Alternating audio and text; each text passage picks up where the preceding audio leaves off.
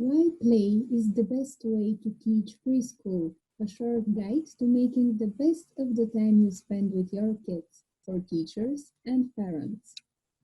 If you're a preschool teacher, a parent of a preschooler, or you own a daycare, you're on the right place.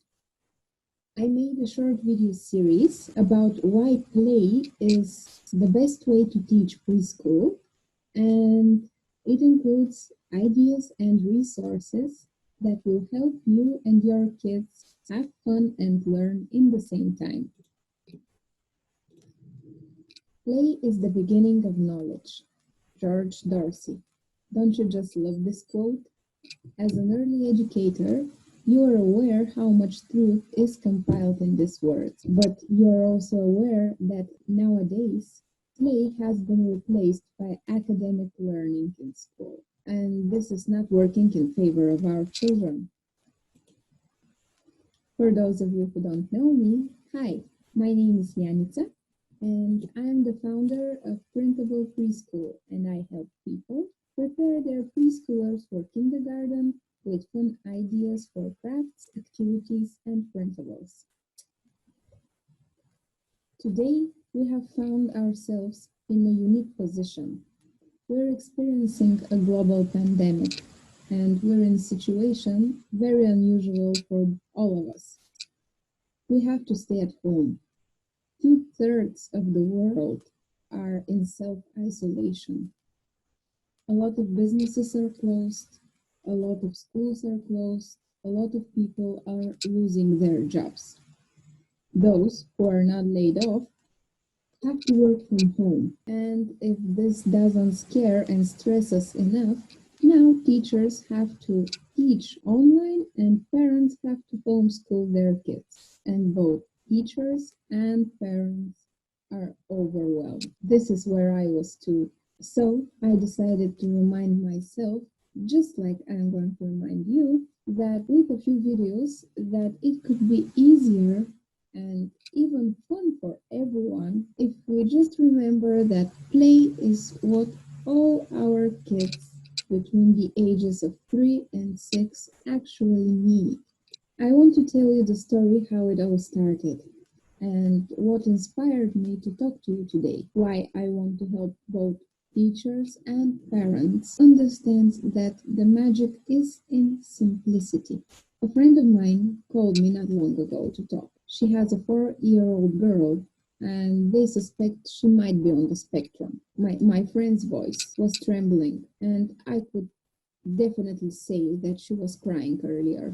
My friend said that because of this lockdown we're in, her child can't see her therapist and she is completely unresponsive to all the efforts her mom put in to help her to work at home. My friend said she tried everything and nothing seemed to have broken the ice between them. She was really tired and feeling helpless and desperately wanted to help her child. While she was telling me about their morning, something stuck with me. She mentioned that her girl could literally spend hours playing with her toy cars at home, but she didn't allow any interaction with her at the moment. Then I got a thought. I asked my friend if she would like me to create a alphabet from roads for her girl. She liked the idea and I sent her the printables later in the day.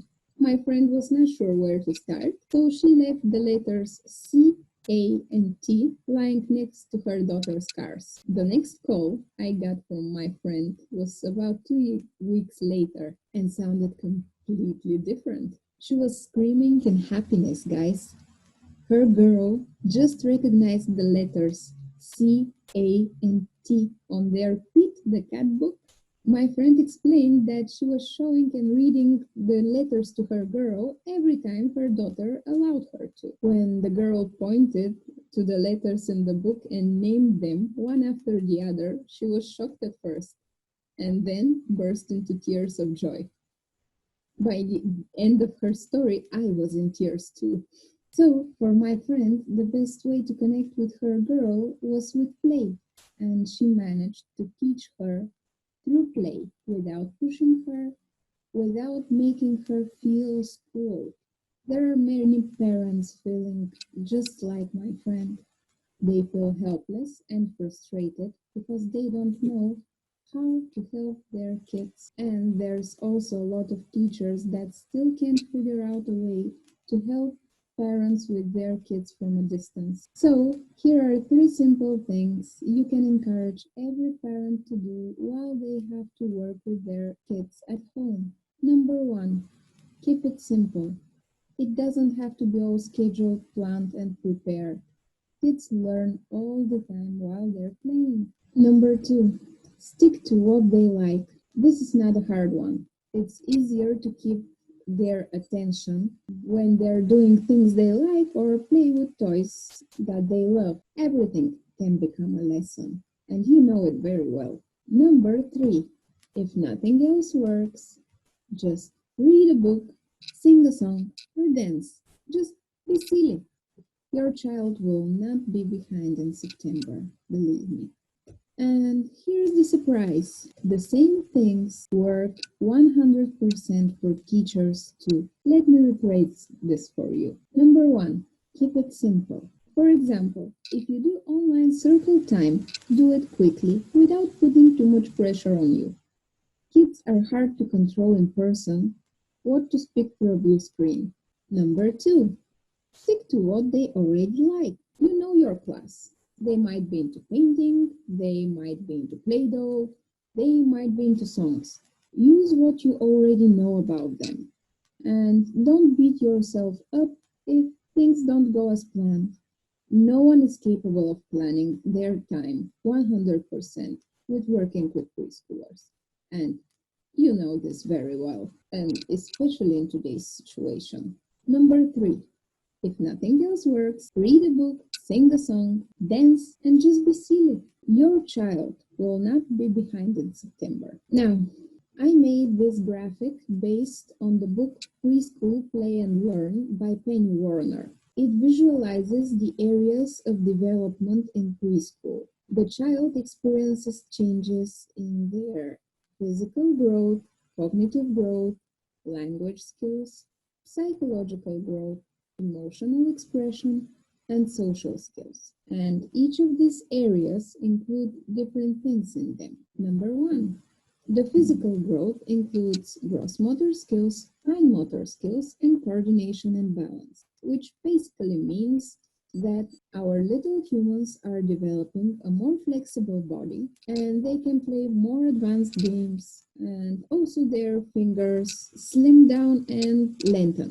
Number two, the cognitive growth is the thinking skills of your child, are the thinking skills of your child. Thinking and their problem solving skills improve a lot during this period. Their language skills include symbolic thinking and vocabulary. Kids start thinking symbolically. They substitute words for pictures and gestures, and their vocabulary exceeds 10,000 words. Number four, psychological growth includes their self-awareness and self-confidence and self-esteem. Kids become more aware of their bodies, more confident in their abilities, and they're very ready to try new things, as we all know. The emotional expression, number five, includes the child's ability to express their emotional situation with words. And number six, the social skills, which include the social interactions, is very important, as getting along with others is crucial to success in all areas of life. Your child should spend a lot of time with friends and peers.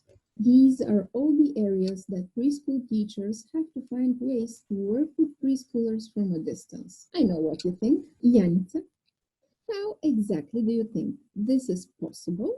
In this short video series, I will provide you with ideas, resources, and the slides you are currently looking at. And you can use them to teach your preschoolers, even if you're a teacher and you have to teach through a blue screen now, or even if you're a mom and you're working from home and have never homeschooled your kids before. First, I want to make an important announcement. The skills a preschooler develops are very dependable on each other. For example, research has proved that fine motor skills get better when gross motor skills get better. And emotional expression improves when psychological or social skills improve.